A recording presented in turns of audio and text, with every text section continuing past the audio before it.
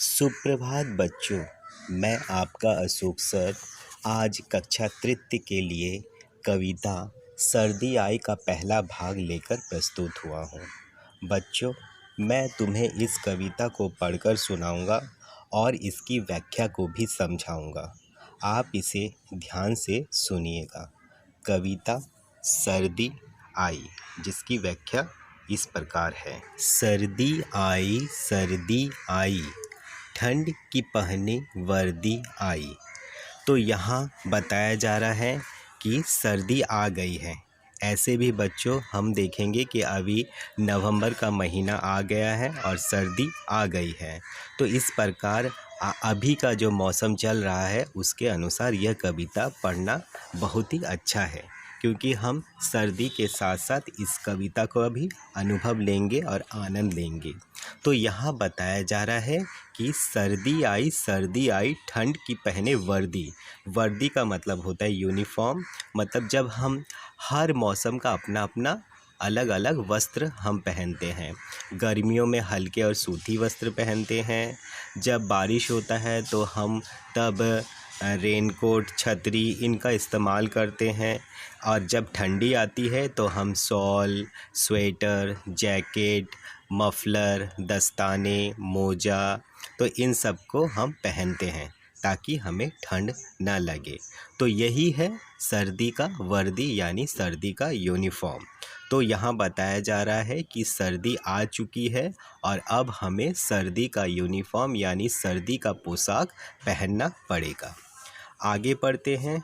सबने लादे ढेर से कपड़े, चाहे दुबले चाहे तगड़े। ठीक है, ये जो सर्दी होती है ये सभी को ठंड पहुंचाती है।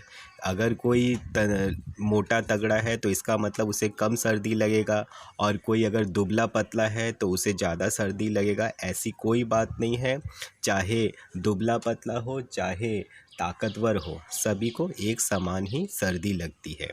तो यहाँ पर बताया जा रहा है कि सभी ने बहुत कपड़े पहन के रखे हैं, यानी फुल शर्ट, स्वेटर, जैकेट, बहुत सारे एक साथ कई कपड़े पहन के रखे हैं ताकि उन्हें सर्दी ना लगे। और वह इंसान चाहे दुबला हो चाहे मोटा हो, सभी सर्दी आने पर बहुत सारे कपड़े यानी सर्दी के कपड़े, ऊनी कपड़े पहनते हैं। अब हम आगे बढ़ते हैं।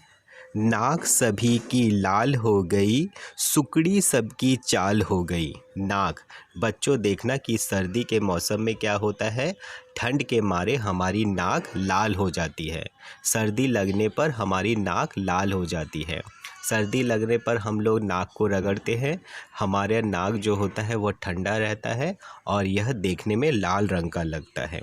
और सुकड़ी सबकी चाल हो गई, और सभी ठिठुर ठिठुर कर, सुकड़ कर, यानी एक साथ हाथ पैरों को एक साथ करके लोग चलते हैं ताकि उन्हें सर्दी लग रही है ये पता चलता है कि वे सुकड़ी सबकी चाल हो गई, मतलब सब कोई सुकड़ी होकर चलने लगते हैं।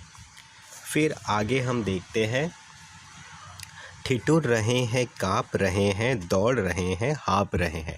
ठिठुरना मतलब सर्दी के कारण जब हम जकड़ जाते हैं तो उसे ठिठुरना कहते हैं, और सर्दी के कारण हम काँपते भी हैं। दौड़ रहे हैं, हाँप रहे हैं, और हम लोग जो काम कर रहे हैं दौड़ दौड़ कर, सर्दी के कारण तो हम अपने कामों को तो बंद नहीं रख सकते हैं। हमें स्कूल जाना है, ऑफिस जाना है, बाज़ार जाना है, खाना पकाना है, सब्जी लाना है, तो सारे काम तो हमें करने ही भागा दौड़ी करते हुए हमें सभी काम को करने पड़ते हैं, और इस भागा दौड़ी के चक्कर में हम हाँफने भी लगते हैं। तो बच्चों, सर्दी आने पर ये सब हमारे साथ होता है। धूप में दौड़े तो भी सर्दी, छाँव में बैठे तो भी सर्दी।